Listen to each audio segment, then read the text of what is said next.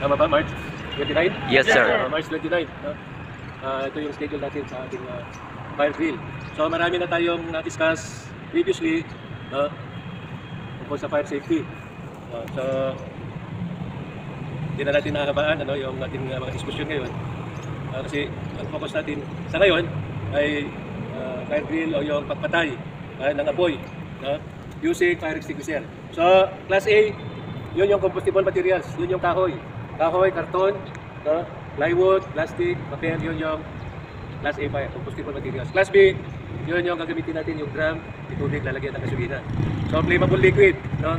So yun ang isang papatay natin, no? So isa yung papatay doon sa class A, isa yung class B. Ito gagamitin natin na fire extinguisher good for class A, class B, and class C fires, no? So naituro na yung paggamit sa inyo ng fire extinguisher, na-i-demo ko na sa inyo, na-i-demo nyo na rin, no? So no need for you to recite pagka you will extinguish yung mga apoy na yan, no? No need to recite yung PFAS. All you have to do, no? Tatanggalin na lang yung pin, no? Tapos lapitan, no? Yung apoy. Huwag masyadong malapit, huwag din masyadong malayo. So it's drizzling, may konting patak-patak, kaya ba natin? Yes, sir. Ano na lang, magbugas na lang mamaya, kasi baka madali kayong, hindi kayo sipunin, hindi kayo buhin, hindi kayo lagnatin. Ayaw kayo ay may na-monitor siya na low pressure area na parating. So ito yung first group, pagkatapos ninyo yung second group. So ito short lecture, tapos yung pagpatay ng apoy, and then meron tayong then galing sa loob yan. Okay. So 5 galing sa baba, dito, total of 7. So ang participants natin ay Flour, PLMD, BCMD, Corporate Center, meron din sa SHD. Meron pa bang ibang pwesto dito? Maliban doon sa binanggit ko. So yung binanggit ko, RFM group lahat yun. Okay. So let us observe safety. So nakikinig naman kayo pag nagle-lecture, tulad ngayon. So importante yung makinig at sumunod. Makinig at sumunod. Huwag mataranta. Kalma lang. Take time. Hindi dapat magmadali. Pagtawag ng fire extinguisher, pag natanggal na yung pin, di okay na, natanggal na yung pin, hawakan mo lang maigi yung hose. Huwag mong kakalabitin ito na hindi mo hinahawakan ito. Saka nyo na lang kalabitin, saka nyo na lang i-press itong lever pagka nandun na sa malapit. Huwag yung paghawak, press ka agad. Tapos hindi nyo pa nahawakan yan. Paano kung may tao dyan sa paligid mo? Disgrasya. Ayaw natin na magkaroon tayo ng disgrasya. Again, let us observe safety. Paghawak mo nito at natanggal na ito, kasi yung una lang naman yung magtatanggal. Yung susunod, siyempre natanggal na, hindi na ibabalik. So all you have to do is to pick up ito na natanggalan na ng pin and then proceed. Wait for my signal kasi kukunan ko kayo ng picture. At kukunan ng picture, isasabit natin yan sa management. Yung paano patayin yung class A, paano patayin yung class B. Again, huwag masyadong malapit, huwag masyadong malayo. Wind direction, meron ba kayong hangin? Wala. Meron. Ay, meron. Wala kang mararamdaman, di ba? Meron bang gumagano ng hangin, ganyan, ganon. Wala. Pero nandyan lang yung hangin. Yan yung hinihinga natin. Pero ang hangin, kaya lang, hindi siya visible or hindi mo ramdam na ramdam. So, kahit saan ka pumwesto, dahil wala namang hangin, okay lang. Kung saan ka safe, okay lang. So, nandun yung isa, So, kailangan lang wait for my go signal. Pag sinabi ko po, saka nyo lang bubugahan. Huwag yung pagdating doon, bugang agad. Is that clear? Yes, sir.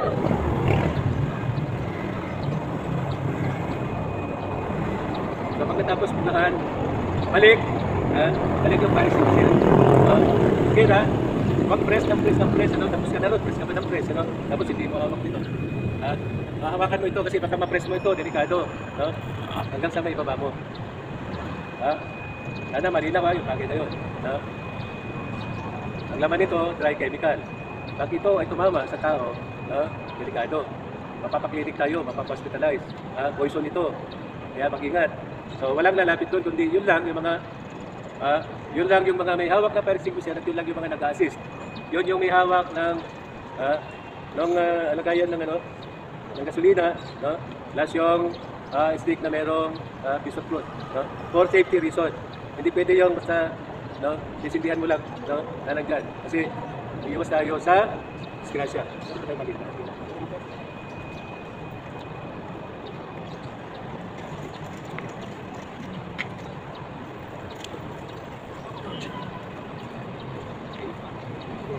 Kailangan na lahat mag-participate. Nahin natin ang mga babae. Ha? Sino ang first timer? Sino ang virgin dito? Sino ang virgin? Nasa kamay tapos biglang kumalaksak. Ano ba yan? Sino ang virgin pa rito? Yung hindi pa. Ha? Yung hindi pa nakakagamit. Yung hindi pa nagpagamit. Ha? Okay, so dalawa-dalawa. Ilan na babae? 2, 4, 6. Oh, anim. Okay, first time mo? Hindi ka pa nakagamit? Hindi ka pa nakagamit? Okay. So, observe mo na. Ha? Huwag kayong ikaw yung mauna at mga matarantakan. No? Observe mo muna. No? Basta maghawak, lapitan, pagka nandiyan na, saka mo, tanggalin, no? Saka mo, saka na, lagi ang hawak, no? Huwag dito, huwag yan, dito. Malapit sa, yung nozzle at saka hose, kailangan hawak. Huwag dito, kasi maglalaro yan eh. Lakas ang pressure yan. Huwag dito, huwag dyan, dito. No? Hawakan partly yung hose at saka partly yung nozzle. Is that clear? Yes, sir. Again ha, mag-ingat dito, try to dito. No? Lalo na pag di mo nawakan ito, pag seal mo ito, may tao dyan, delikado. Huwag na huwag. No? Lalo na pagka natanggal na ito.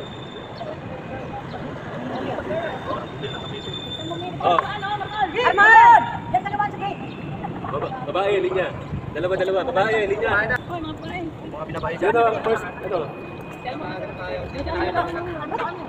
Okay na pati. Oh? Yung virgin, ikaw yung yung virgin, ikaw yung picture.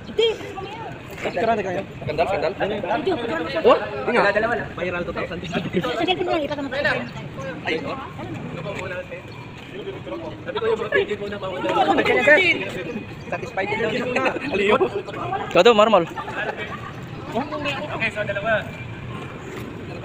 Tayo.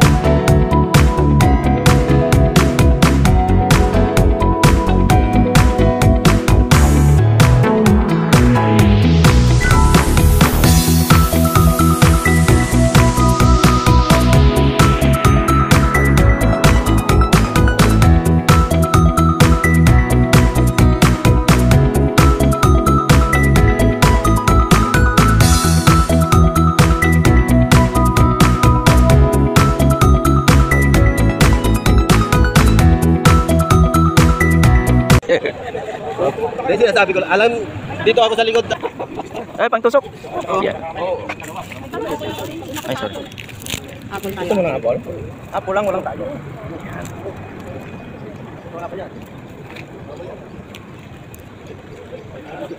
Yan. May go signal na. Go signal na.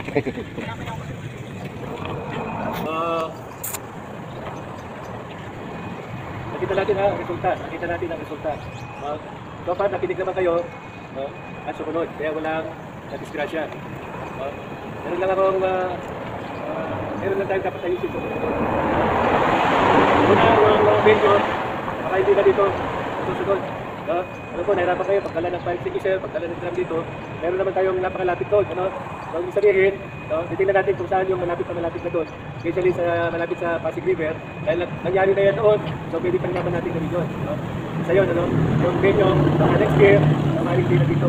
Baka kang ano nito ang part na ito eh. May develop na to, so doon na lang tayo sa susunod. Okay. So pangalawa, yung fire extinguisher sila na nagamit, 3, 4, ano. Okay naman yung class A fire, yung pagpatay, class B, okay naman, ano. Yung paghawak ninyo, okay naman. Wala namang aksidente, o nagkamali. Yun lang, kailangan lang yung sa stick na may piece of cloth, okay lang yun, for safety reason. Pero yung sa gasolina, hindi dapat ganun. Kailangan yun, stick pa rin yun, tapos maliit na lata ron. Ganun yun. Para safe. Kasi yung magpok na gano'n, pagkatapos igaganon mo, kaya naman kung ba? Diba? Kaya kung gumanon. Kasi kawawa naman yung makawak. Diba? Ayaw natin magkaroon tayo ng hindi magandang istorya. No? Wala naman siyempre ng management. Baka nga nakapokus pa tayo rito. Yan sa mga ano dyan. Baka may tumitingin. Ano? Baka may baka nagbibideo na sa atin. Baka ipalabas yan sa ano. Lalo na kung may na-discussion, may palabas sa ano. Social media. No? Yan ang kayo natin. Okay. Tandaan natin yung before, yung during, and after. Yun ang guys kong emphasize din. Yung before, preparasyon. Tao. Tayo. Ayan, nakapag-prepare tayo. May lecture, tapos may demo. Yun yung preparation. Sa parte ng empleyado, dapat may participate din sila. Anyway, they will have their own lecture, fire safety, at saka demonstration. Makakasama pa dyan yung fire hose. Makakasama pa rin tayo ron dun sa planta.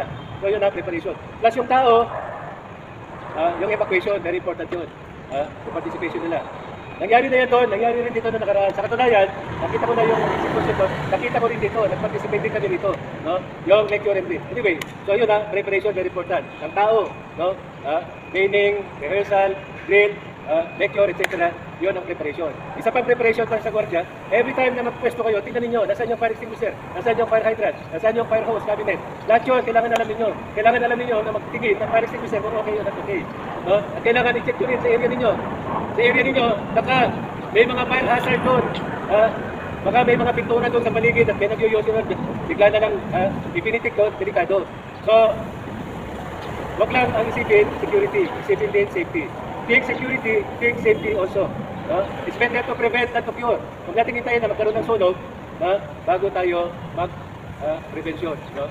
Mas mahirap yung may sunog, kontrolin, kaysa yung mag-prevent. It's easier to prevent than to cure. Is that clear? Yes, sir. So, magagamit, kailangan nasa ayos lagi. So, preparation ng tao, preparation ng lagi. So, always check. Wala problema kung mag-check. Hindi malaking trabaho yung mag-check. Wala ninyo, trabaho natin to save lives, to save properties, and to save jobs. To save jobs, trabaho. Pag nasunog yung binabantayan natin, baka bukas wala na tayong trabaho. So, hindi lang lives, hindi lang properties, maging trabaho or jobs. Is that clear? Yes, sir. Okay. Yun yung before. Yung during naman, number 1, keep calm, don't panic, have presence of mind. Kalma, huwag mataranta, maging alerto, yan yung muna. Pangalawa, magbigay ng alarm. Paano? Radio, silbato, sigaw, ingay, kalimbang, etc. Importante yun mga kasama. Kung halimbawa radio, attention all units, sa gusto ko, dito sa post number 1 may sunog. Ulitin mo, post number 1 may sunog. Ngayong nasa post number 2, number 3, etc. Copy post number 2, copy post number 3, copy post number 4. Kailangan mag-reply doon sa emergency call or yung alarm na ipinapahiwatig sa pangkalahatan. Always na i-acknowledge niyo kung ano man yung message. Lalo na emergency message yan. Is that clear? Yes, sir. So, yun yung pangalawa. Pangatlo, get the nearest fire extinguisher. Habang hawak mo yung cellphone at nagbibigay ka, yung radio at nagbibigay ka ng alarma, pumupunta ka na rin doon sa nearest fire extinguisher at kuha mo yung fire extinguisher and then tirahin mo na kagad. No need to recite. Wala na yung PEASS, wala na yun, wala na PFAS. Banat kagad, tira kagad. Pero kailangan ingat. At baka mapindot mo kagad, baka ikaw pa, sarili mo ka na So please remember that. Kailangan yung pag-iingat. Ayaw natin makadisgrasya. Pagka nagtod ka na, mapatay na ng apoy, for sure, nandiyan na rin yung iba na re-responde. Mga kasama mo, pagka may operation, nandiyan na rin yung mga ibang empleyado, especially yung fire brigade. So, ang sumunod doon, kailangan meron na rin nakatawag sa fire department. Importante yun. It will take 15, 20, 25, 30 minutes, depende sa traffic situation, bago makarating dyan. So, kailangan tayo yung first responder, mapatayin natin agad. Dapat mapatayin natin agad within 5 to 10 minutes. Kasi pag beyond 5 minutes, 10 minutes, malaki na yan. At malaki na. Remember, maraming combustible materials, lalo na doon sa building, doon sa planta. Is that clear? Yes, sir. Okay na. Ang una ay, give God, don't panic, and presence of mind. Pangalawa, sound alarm, give the alarm. Pangatlo, get the nearest fire extinguisher, extinguish the fire. Pang-apat, tawag agad sa fire station. Pang-lima, kailangan wala na kayong papapasukin. Kung maliit lang na sunog, okay lang, nagpasukit. Pagka medyo malaki-laki na, wala nang transaction, hold lang yan, wala nang deliveries, wala nang pull out muna. Kasi mayroong emergency situation. Pero, yun pa rin ay base doon so kung anong instruction ng plant manager or ng safety officer. No? Pero kung wala sila at si OIC lang o assistant lang nandyan, kailangan mag-decision sila agad. No? Decision agad. Very important yung action agad.